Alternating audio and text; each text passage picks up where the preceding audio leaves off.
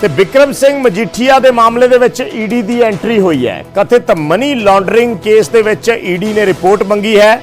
ਮਜੀਠੀਆ ਦੇ ਖਿਲਾਫ ਐਸਆਈਟੀ ਤੋਂ ਜਾਂਚ ਰਿਪੋਰਟ ਮੰਗੀ ਗਈ ਹੈ। ਜੋ ਐਸਆਈਟੀ ਮਜੀਠੀਆ ਦੇ ਖਿਲਾਫ ਜਾਂਚ ਕਰ ਰਹੀ ਸੀ, ਉਸ ਐਸਆਈਟੀ ਤੋਂ ਈਡੀ ਨੇ ਜਾਂਚ ਰਿਪੋਰਟ ਮੰਗੀ ਹੈ। ਇਸ ਸੋਰਸਿਸ ਤੋਂ ਖਬਰਾਂ ਨੇ। ਈਡੀ ਨੇ ਐਸਆਈਟੀ ਦੀ ਰਿਪੋर्ट ਦਾ ਨੋਟਿਸ ਲਿਆ ਹੈ और एसआईटी तो केस की पूरी डिटेल मंगी गई है। एसआईटी की जांच 436 करोड़ की मनी लॉन्ड्रिंग का जिक्र है। इस सोर्सिस तो खबरां ने और ईडी की एंट्री हो गई है हुण विक्रम सिंह मजीठिया के मामले दे विच। अक्सर पिछले कई मामलों के विच असीं देखिया जिस भी केस दे विच मनी लॉन्ड्रिंग का जिक्र होया उस केस दे विच ऑटोमैटिकली ईडी इन्वॉल्व हो जाती है। विजिलेंस के बहुत सारे ऐसे मामले हुए ने पिछले टाइम जिन्हां च ईडी की एंट्री हुई और ईडी वालों गिरफ्तारियां तक कीतियां गईयां। सो हुण विक्रम सिंह मजीठिया के मामले दे विच भी ये सोर्सिस तो खबरां ने कि ईडी वालों जिहड़ी मौजूदा सिट है जो विक्रम मजीठिया के मामले की जांच कर रही है उस सिट तो रिपोर्ट मंग लई गई है। ईडी ने सिट की रिपोर्ट का नोटिस लिया और सिट तो केस की पूरी डिटेल मंगी है जिस दे विच सिट की जांच दे विच 436 करोड़ रुपए की मनी लॉन्ड्रिंग का जिक्र सी। उसकी पूरी डिटेल्ड रिपोर्ट ईडी वालों मंगी गई। शंकर आनंद साडे सहयोगी जुड़े ने होर जानकारी दे लई। शंकर, पूरा डिटेल जानना चाहांगे किस आधार ते ईडी ने यह रिपोर्ट मंगी है?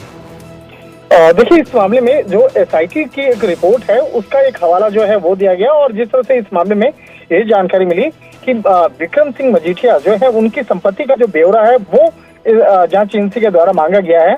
तो एक तरह से कह सकते हैं कि तकरीबन जो 436 करोड़ का जो एक आंकड़ा है ये एक संदिग्ध अमाउंट है। संदिग्ध अमाउंट इस लिहाज से कहा जा सकता है कि इस पैसे के बारे में जानकारी मिली है, क्या उनका इतना एसेट्स है और इसके साथ ही उनके कितने बैंक अकाउंट्स हैं और तकरीबन 284 ऐसे बैंक अकाउंट्स हैं जो जांच एजेंसी के रडार पर हैं, जिसका ऐसा कनेक्शन माना जा रहा है कि उन बैंक अकाउंट का कनेक्शन ड्रग माफियाओं के साथ में रहा है या उस पैसे का संबंध जो है कई ऐसे संदिग्ध, चाहे राजनेताओं की बात करें या कारोबारियों की बात करें, तो ऐसे संदिग्ध जो लोग हैं उनके बीच में आपस में ये 284 बैंक अकाउंट के माध्यम से पैसे का लेन देन किया गया है।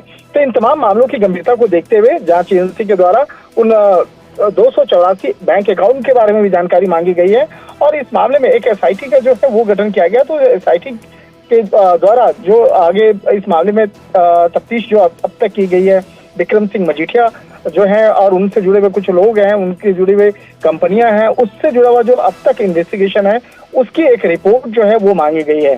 तो देखना लाजमी होगा कि अब इस रिपोर्ट पर जवाब क्या दिया जाएगा।